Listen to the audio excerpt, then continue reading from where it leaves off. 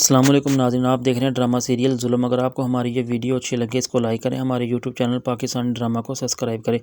मलिक इजलाल जो सा होता है उसको पुलिस पकड़ के ले जाती है, लेकिन वो इस बात की वजाहत करता है कि अगर मेरी शादी होगी तो महर के साथ होगी। लेकिन जो महर होती है वो ये कहती है कि मलिक इजलाल जो है वो एक किस्म का नीच और घटिया किस्म का इंसान है। उसने अपनी हराम की कमाई की वजह से अपनी जल्दी रिहाई तो करवा ली, लेकिन वो उसको ये नहीं पता कि अगर उसने मुझे अपनाने की कोशिश की तो मैं कभी भी उसके साथ शादी नहीं करूँगी, बल्कि मैं मन्ना कबूल करूँगी। लेकिन मलिक इजलाल जो होता है वो इस बात को सोच रहा होता है, अगर मेरी शादी होगी तो सिर्फ महर के साथ होगी, वरना मैं उसकी शादी किसी के साथ भी होने नहीं दूंगा अगर उसने मेरे साथ बेवफाई की।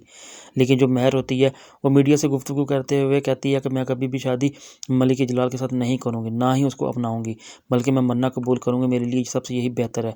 वो एक किस्म का घटिया और नीच किस्म का इंसान है जो दूसरों की इज़्ज़त के साथ खेलता है।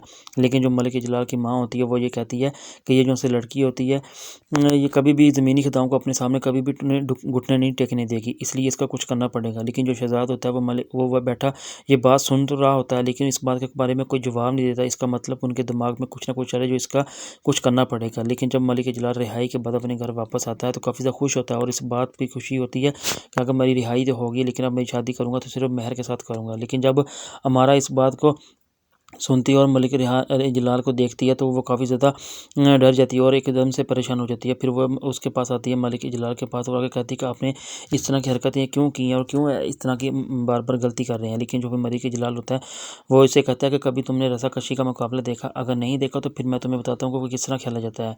जब कभी भी आपने अपने किसी मद्दे मुकाबिल को अपने पैरों में या अपने मद्दे मुकाबिल खड़ा करना हो तो कभी भी उसकी मेरी जो सी रस्सी होती है उसको हमेशा ढीला छोड़ना पड़ता है। तो जब आपको मौका मिलता है तो आप फ़ौरी उसकी रस्सी खींच लो, तो फिर देखना कि आपका मद्दे मुकाबिल कहाँ से कहाँ हो जाता है, बल्कि उसको यहाँ तक कि उसको पता भी नहीं चलेगा वो कैसे और किस तरह आपके सामने और आपके बराबर खड़ा है। इसलिए मैं बस इसी मौके के इंतज़ार में हूँ कि जब मुझे ऐसा मौका मिले तो मैं ऐसी बाजी पलटूँगा कि महर के माँ बाप भी बिल्कुल मेरे सामने घुटने टेकने पर मजबूर हो जाएंगे और वो खुद महर की शादी मेरे साथ करेंगे।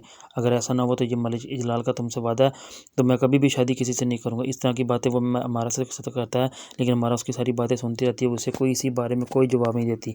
वो सोच रहा होता है अगर मेरी शादी होगी तो सिर्फ महर के साथ होगी, लेकिन महर जो सी होती है वो इस शादी से बिल्कुल इनकार कर देती है।